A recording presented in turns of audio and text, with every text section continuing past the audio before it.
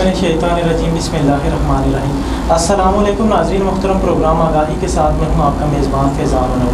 नाज़रीन मोहतरम, आज की इस प्रोग्राम में हमारे साथ साबिक कौंसलर ओब्लिग ऑर्डरमैन चौधरी सजावल ख़ान साहब मौजूद हैं। आज के इस प्रोग्राम में हम इनसे मसला कश्मीर के हवाले से अहम सवालात करेंगे।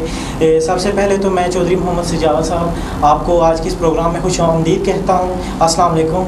वालेकुम सलाम। मोहतरम, मैं आपसे बिला ताहीर पहला सवाल करूँगा कि जनाब मसला कश्मीर की मौजूदा सूरत हाल पे आपका नुक्ता नज़र क्या है?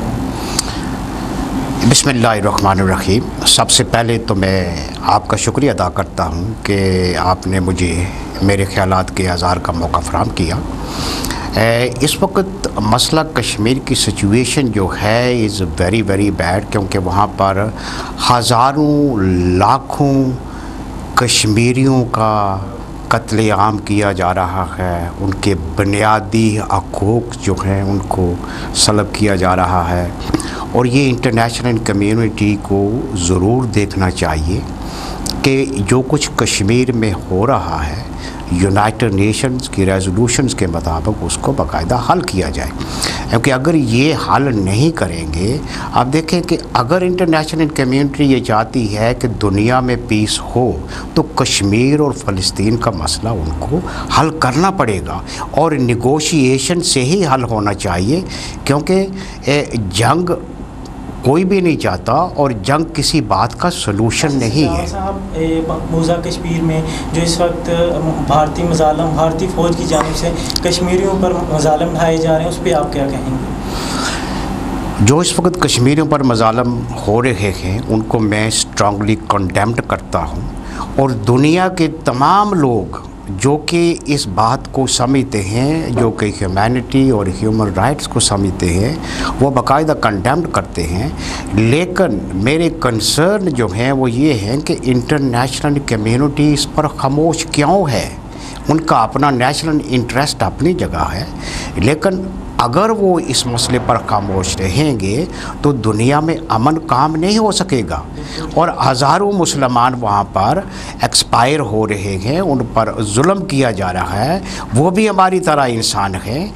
और इसके अलावा पाकिस्तान गवर्नमेंट को चाहिए कि वो अपनी लॉबी पाकिस्तान के लिए बढ़ाए, बजाय कि वो अपनी सियासी पार्टियां, पाकिस्तान की सियासी पार्टियों की लॉबी काफ़ी है वहाँ पर, लेकिन पाकिस्तान के लिए लॉबी और कश्मीर की ये लॉबी बहुत कम है यूरोपियन यूनियन के लेवल पर, और अमेरिका सेनेट के लेवल पर वहाँ पर लॉबी होनी चाहिए।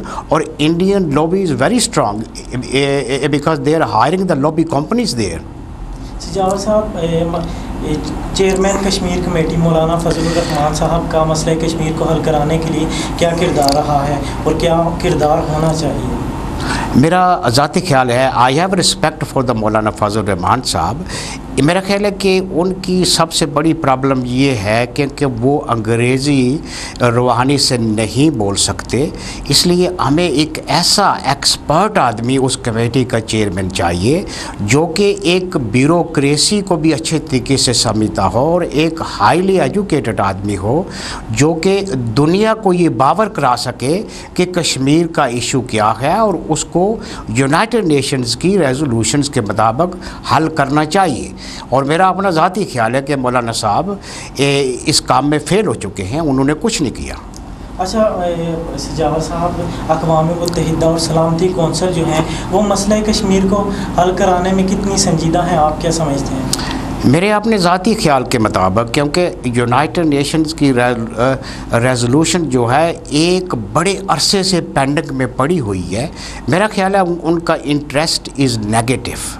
उनको चाहिए कि इस मसले को हल कराएं, और हमें ये चाहिए कि हमें प्रोटेस्ट करना चाहिए हर इलाके में। और इसके अलावा ये है कि हमें ये भी चाहिए कि सियासत में ज़्यादा से ज़्यादा इन्वॉल्वड हों, और ख़ास तौर पर हम पाकिस्तानी और कश्मीरी एक दूसरे की टांगें खींचने के बजाय अपने जवान बच्चों को, जो कि अभी जवान हो रहे हैं, उनको पार्लियामेंट में पहुँचाएँ।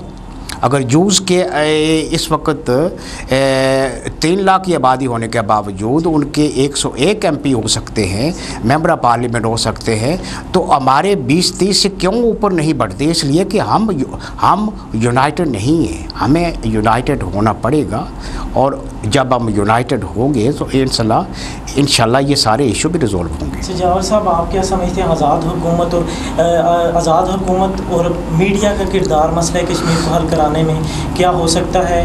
آپ کیا کہیں گے اس بارے میں؟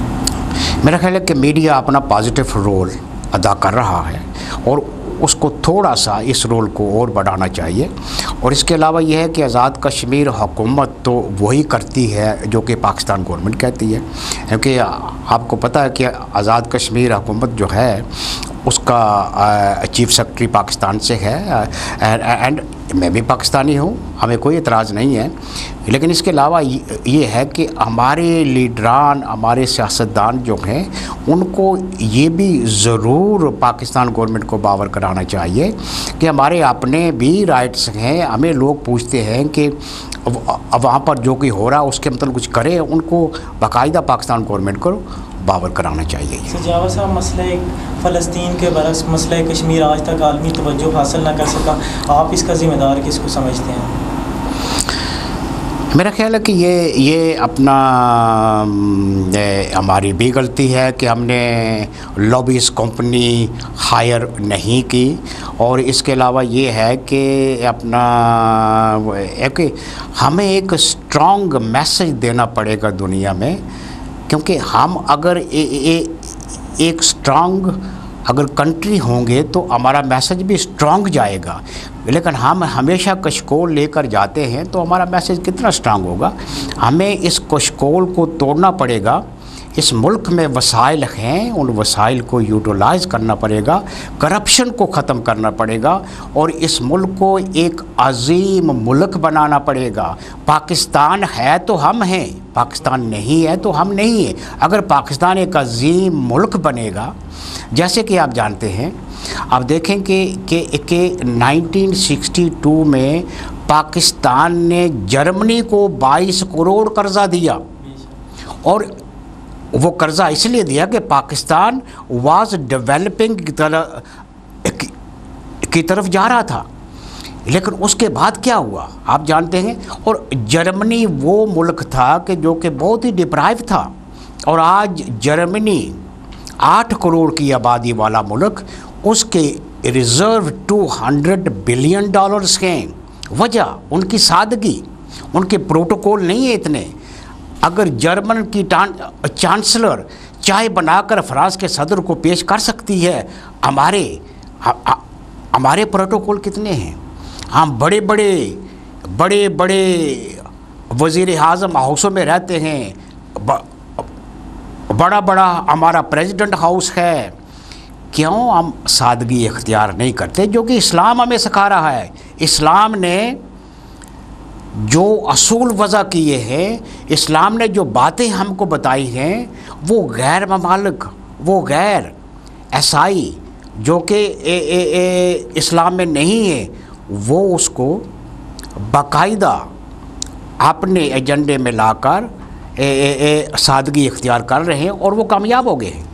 اچھا جاور صاحب، یہ بتائیے گا کہ کشمیریوں کی بے پناہ خواہش کے باوجود بھی آج تک مقبوضہ کشمیر جو ہے وہ پاکستان کا حصہ نہ بن سکا، اس کا ذمہ دار کس کو سمجھتے ہیں آپ؟ اس کا ذمہ دار بھی میرا خیال ہے کہ ہمیں یہ ضرور کہنا چاہیے کہ زیادہ تو ذمہ داری یونائٹڈ نیشنز پر جاتی ہے، لیکن اس کے ساتھ ہم خود بھی ذمہ دار ہیں کہ ہم نے پاکستان کو ایک اسٹرانگ ملک بنانے میں ناکام ہو گئے.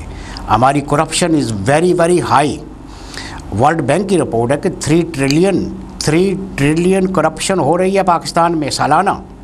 تو آپ یہ اندازہ کر لیں کہ اگر یہ 3 ٹریلین ہماری عوام پر لگتا تو عوام اسٹرانگ ہوتی. تعلیم، ہیلتھ اور انصاف سے ہی قومیں بنتی ہیں، اور اسی لیے ہمیں یہ چاہیے کہ ہم ایک قوم بنیں اور یہ برادری ازم کو توڑ کر آگے نکلیں. ایک قوم کی حیثیت سے اپنی آواز اٹھائیں.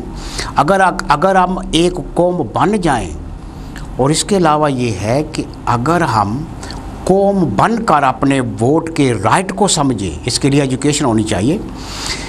اگر جس دن برادری ازم کو ہم نے چھوڑ دیا، جس دن ہم نے اپنی آواز کو مضبوطی کے ساتھ اپنے ووٹ کے رائٹ کو سمجھ گئے، اس وقت ہم ایک صحیح قوم بن جائیں گے، ہمارے میں کرپشن بھی ختم ہو جائے گی اور ہم ایک اچھے راہ پر چلیں گے.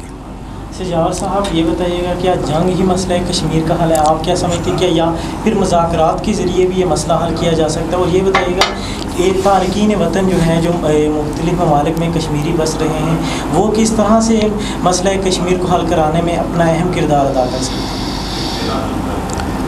میرا خیال ہے تارکین وطن کا کردار آلویز پازیٹیو رہا ہے اور اس وقت بھی پازیٹیو ہے. ہم ہمیشہ ہر جگہ پر اپنا پروٹیسٹ کرتے ہیں. ہمارے ممبر آف پارلیمنٹ چھوٹی چھوٹی کمیٹیوں میں یہ سب ریز کرتے ہیں اور انشاءاللہ آئندہ آنے والے وقت میں بھی ہم کرتے رہیں گے. اور اس کے ساتھ یہ ہے کہ ہمیں یہ چاہیے کہ ہم اپنے زیادہ سے زیادہ لوگوں کو پارلیمنٹ میں بھیجیں تاکہ وہ زیادہ تعداد میں اپنی آواز کو اٹھا سکیں. جاور صاحب آپ 17 سال سے کونسلر رہے ہیں اور آپ نے کشمیر کے لیے اب تک کیا کام کیے ہیں ہمارے ناظرین کو بھی بتائیے تاکہ انہیں بھی پتہ چلے کہ آپ نے جو کشمیر کے لیے کام کیے ہیں، آپ نے جو خدمات سر انجام دی ہیں، ان کے بارے میں آگاہی ہو سکے. الحمدللہ جب میں کونسلر تھا تو نیو کاسل میں پہلی ریزولوشن ہم نے کونسل سے باقاعدہ پاس کرائی اور اس کو سینٹرل گورنمنٹ کو بھیجا گیا about the issue of Kashmir, یعنی فل نیو کاسل کی طرف سے ایک ریزولوشن گئی. اور اس کے علاوہ یہ ہے کہ ہم نے اپنی میٹنگز بھی جاری رکھی. ہم نے ممبر آف پارلیمنٹس، اور مجھے یاد ہے کہ ہم نے ایک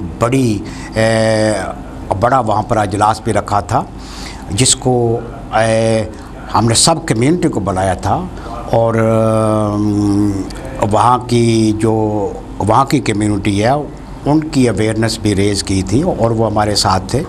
اور اب بھی یہ سب کچھ ہم اپنی کوششیں جاری رکھے ہوئے ہیں اور انشاءاللہ ایک وقت آئے گا کہ ہمیں ضرور انصاف ملے گا، لیکن اس کے لیے ہمیں یونائٹ ہونا پڑے گا اور ہماری یونٹی بڑی ہونی چاہیے. جاور صاحب آخری سوال آپ سے کروں گا کیونکہ پروگرام کا وقت بھی ختم ہو رہا ہے.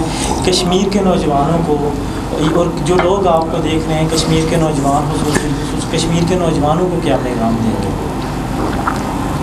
میرا کشمیر کے نوجوانوں کو یہ پیغام ہے کہ آپ تعلیم حاصل کریں، اپنے رائٹس کو سمجھیں اور تعلیم کے ساتھ ساتھ آپ یہ بھی جاری رکھیں کہ دوسرے کی ضرور مدد کریں. اگر آپ کے پاس کچھ ہے تو اپنے پڑوسی کی بھی خیال رکھیں تاکہ ان کے بچے بھی پڑھ سکیں. اور انشاءاللہ آئندہ آنے والا وقت جو ہے وہ ہم سب کے لیے امپورٹنٹ ہے. بہت بہت شکریہ سجاوت صاحب، آج کے اس پروگرام میں آپ تشریف لائے. ناظرین محترم، وہ دن دور نہیں جب مقبوضہ کشمیر میں بھی پاکستان کا جھنڈا لہرائے گا. اور ناظرین محترم، آج کے اس پروگرام سے اتنا ہی، اور اگر مزید کسی اور اہم معاملے کی طرف آپ ہماری توجہ دلانا چاہیں تو ہمارا ای میل ایڈریس اور واٹس ایپ نمبر آپ اپنی ٹیلی ویژن اسکرینس پر دیکھ سکتے ہیں. تو آج کے لیے اپنے میزبان فیضان منور کو اجازت دیجیے. اللہ نگہبان.